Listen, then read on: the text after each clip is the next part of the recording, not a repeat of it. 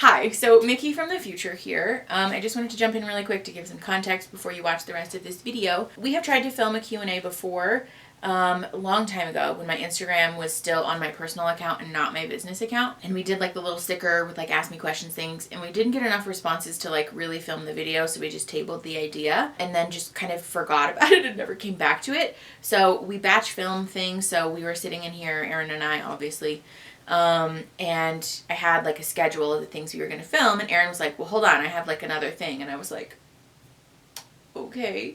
And so he like surprised me with all these questions. So we did like a therapist Q&A.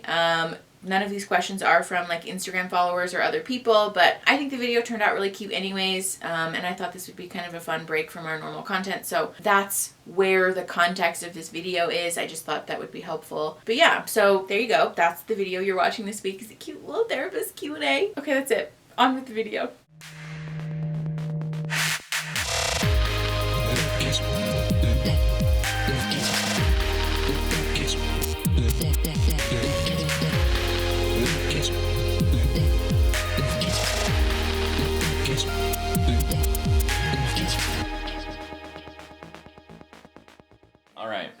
What's the most rewarding part about being a therapist?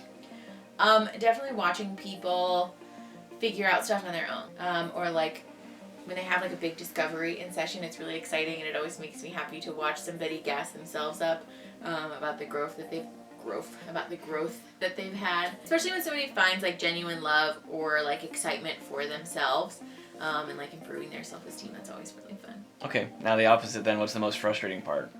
Definitely the sessions where I feel like I'm spinning my wheels. And I think that is definitely like a new therapist thing, and something that will get better over time as I develop more skills. But sometimes, especially with clients who are still developing insight and understanding into how, like, for example, like how their thought processes or like the things that they think to and about themselves impacts their self-esteem and their ability to function and like their mood. Helping somebody develop that insight is really hard. When I feel like I'm struggling and like spinning my wheels a lot, it's exhausting.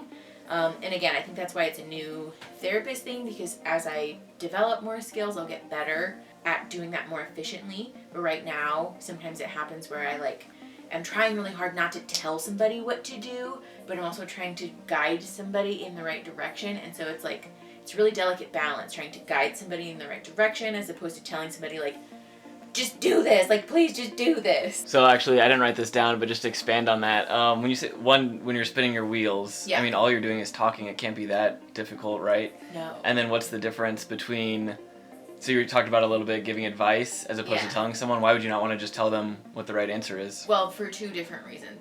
To address the spinning your wheels thing, a lot of what happens in therapy is literally me, like, not like making shit up as I go, but like making shit up as I go. So like I can't prepare like a script or like an agenda for a client before they come in. And even the times that I have tried, when I was like new, I would write down like notes or like bullet points that I wanted to hit for the session. And every time that I have done that, somebody has come in and been like, so, surprise, my whole fucking life got turned upside down. Or they come in and they hit you with some fucking curveball and they're like, oh, I forgot to tell you I have this huge life-altering trauma that we need to talk about today. And you're like, I'm not prepared for this. Like, this is not in my notes. So, like, a lot of what happens in therapy is me, like, adjusting and, like, addressing things on the fly. So, like, I have to be thinking about the next thing that I'm going to say and also paying attention to what they're saying right now and processing and making sure that I'm, like, checked in with the person so that they don't feel like I'm thinking about the next thing that I'm going to say. And so it's, like, it's a lot. It's, like, really mentally exhausting sometimes. So, like, sometimes if you ask a client a pointed question or, like, a question that's intended to get a certain response, some people, if they have more developed insight, will get it, you know, and they'll be like, oh, yeah, okay, no, I get what you're saying, and then they sort of go off on their own tangent. But, like, if the client doesn't have good insight and you ask them that pointed question, they can just be like, I don't know. And then you're like,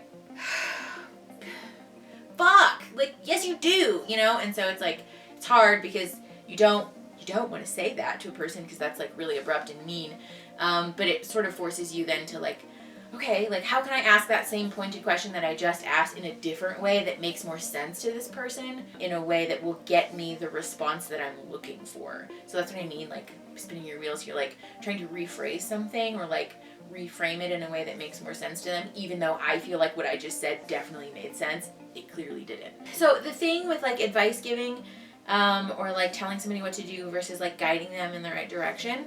We don't give advice as therapists for two reasons. The first of which is that even if you give somebody great advice and they go off and make a decision, they're like, wow, that was awesome. They're going to come back and say, okay, you gave me great advice. That was awesome. Give me more. Tell me what to do, help me make all of my decisions. And that's not good for several reasons. The first of which is that our goal as therapists is to get people in and get people out. I love my clients to death and I really care about them, but I don't want them to be in my office forever. A, because that's not fair to them, but B, because I make money by getting more people in the door. So the other reason that we don't give advice is because if I give somebody advice and they go and do the thing and it turns out awful, who are they going to blame? They're going to come back to session and be like, fuck you, you gave me advice and it went fucking terribly. And then they're going to be mad at me, which is fair because I told them what to do. And now they have to deal with the consequences of a decision that I kind of forced them to make. And that's not cool. And that kind of goes along with the whole, like, it's not about me, doesn't matter what my opinion is thing. But I think we've talked about that before on the channel. So, yeah. What's your like biggest pet peeve kind of thing, or about aside from insurance? About, oh god, yeah. As a therapist, I think definitely like the stigma around mental health is one of the biggest obstacles, because a lot of times even if somebody is coming into therapy, they've overcome a certain amount of stigma because like they showed up, but there's a lot of like internalized shame about having mental health issues or about being depressed or having low self-esteem. And so that is one of those things that's like, it always makes me sad and like frustrated when a client is struggling to work through like a self-esteem thing or something, and they have to work through their internalized shame about having self-esteem issues first before they can even address the self-esteem thing. And that's one of the things that I guess makes me really thankful to be a social worker, because part of my job description as a social worker is to be advocating and like concerned with wide scale change. And like part of why I started this channel and like why I'm so active on social media and stuff like that is because dismantling the society-wide stigma and like negative, I guess, messaging about mental illness is so important, and like one of the things that can hugely impact a person's life and also makes my job like a hell of a lot easier. So yeah, I think definitely like the stigma and like the shame is like one of the most frustrating things. So next question, would you choose to be a social worker again? And have you shared how you decided to become a social worker? I don't know if I've shared that on the channel. If I had to do it all over again, I would definitely choose social work.